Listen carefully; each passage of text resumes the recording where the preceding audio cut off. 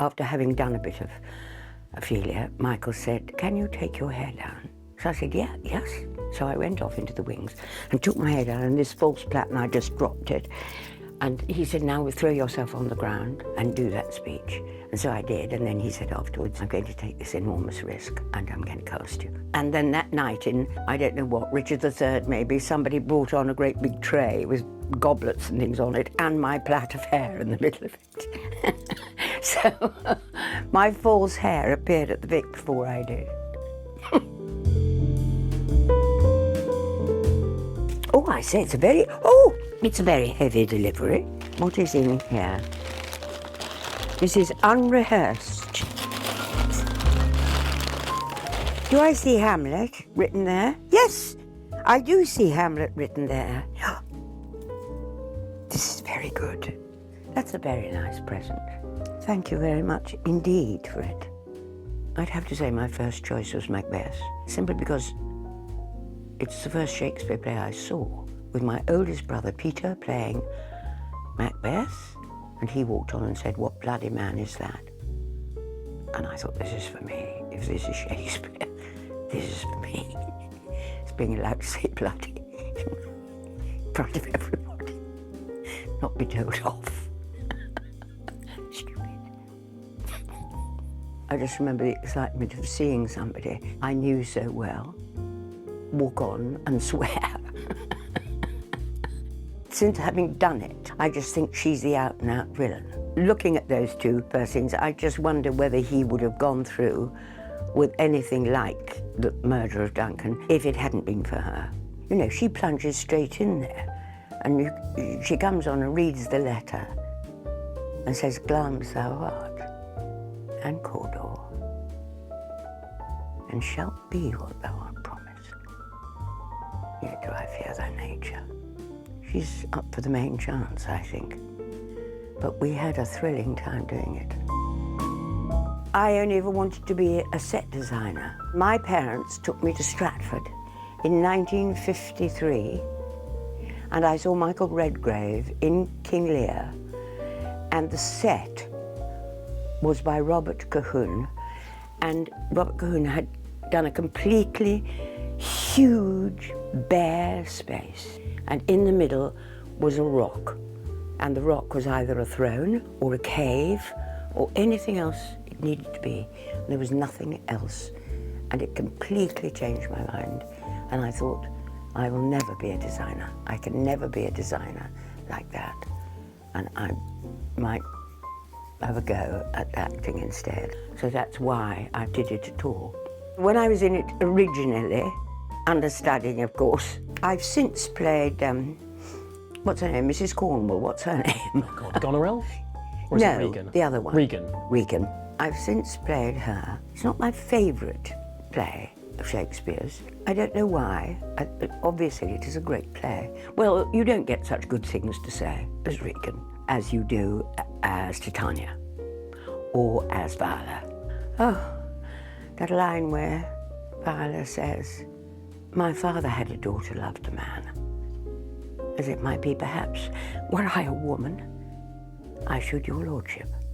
And he said, "And what's her history?" And she says, "A blank, my lord. She never told her love, but let concealment like a worm in the bud feed on her damask cheek.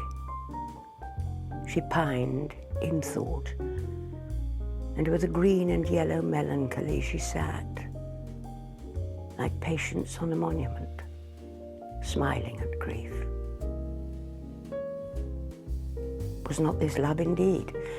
We men may say more, swear more, but indeed our shows are more than will, for still we prove much in our vows, but little in our love." I love it. I think that's probably more to do with it. It's not as near my heart as Macbeth is, or Twelfth Night, for instance. But I thought I looked $1 million, and I was in a fur coat and a fur hat and boots and things. And at the dress rehearsal, Nick Grace came to see it, and afterwards said, "For God's sake," he said, "don't run in that costume, because somebody will take a pot shot at you." What a terrible thing to say. I must have Hamlet, because Hamlet was the play that I was first cast in at the Vic, and the reason why I got into the Vic in the first place, although I was not too well thought of as Ophelia. But nevertheless, I wouldn't change it for anything in the world. It was dreamlike, especially as I didn't get good notices at all. Michael Bentor, there's a tree to him just out there, took me to his office shortly after we opened, and the press was very shocked that the Vic had chosen somebody who was straight from drama school to play Ophelia. You may not have got good notices for this, he said, but I'm going to keep you here at the Vic. And he said, you'll play small parts and you'll walk on, but if you want to stay, he said, I'd like you to stay. And I did, and I stayed then. That was 57, 58, 59, 60. 61, actually. So I was very, very lucky. I think The Winter's Tale would be a choice as well. I did a production with Trevor Nunn at Stratford where I doubled Hermione and Perdita. Very greedy. It was a glorious production. And then later I played Paulina and Time. It always seems to me to always got to play two parts in The Winter's Tale, I don't know why, for Ken Branagh at the Garrick. It's a wonderful and complex play. Done all those women in Winter's Tale. Well, it's just always fascinating to see how the sieve goes through different actors and brings out different things. You know, how it's imagined. And of course, a lot of that is the director, of course. It's wonderful to observe, and suddenly you might hear a line that you've heard many, many times before, and you suddenly hear it as if it's for the first time. That's what I love about it. Then I'd have to choose Mr. and Mrs. Nobody, which Michael and I did at the Garrick for a long time. We played all the parts, really, but we had a wonderful time doing it. I remember Mike saying, oh God, we're going to have such a ball doing it, it's going to be such...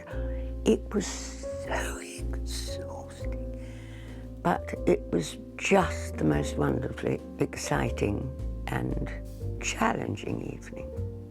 It was lovely, absolutely lovely. Oh gosh, the laughs we've had. And the cries, of course.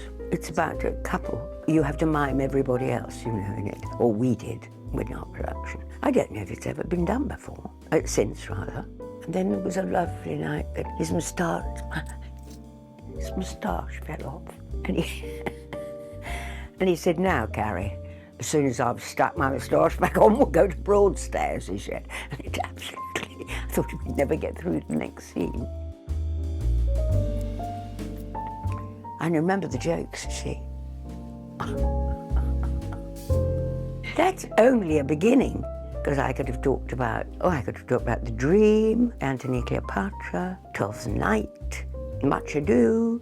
The Old Vic is the theatre that's closest to my heart, absolutely no question, and it's closer than anywhere else. Because it's a place I used to go when we were at Central, and we used to go and play and pay, I think, 11pence to sit in the gods.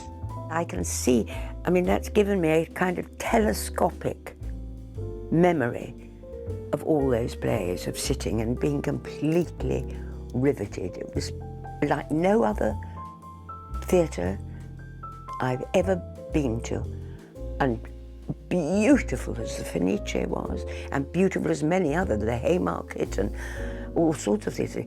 The Vic, for me, has something that absolutely rings every bell. Visiting it as a punter, and suddenly I was part of it, and got to play so many parts, and it prolonged my passion for Shakespeare. There are lots of other theatres that I like very much, but the Vic has something that means more to me than any other theatre. What a nice morning. Well, it's champagne time, isn't it? It is. Don't let's mess about.